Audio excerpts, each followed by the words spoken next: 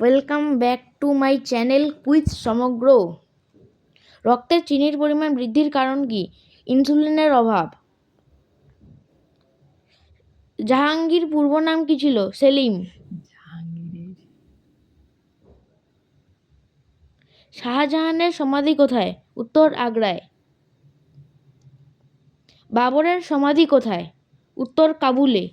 উত্তরটা পরে লিখতে হতো। আকবরের সমাধি কোথায়? সেকেন্দ্রাবাদ। হুমায়ুনের সমাধি কোথায়? দিল্লি। নাদির শাহ কবে ময়ূর সিংহাসন লুণ্ঠন করেন? 1739 সালে। তানসেনের আসল নাম কি? রামতনু পান্ডে। জামা মসজিদ কে নির্মাণ করেন? শাহজাহান।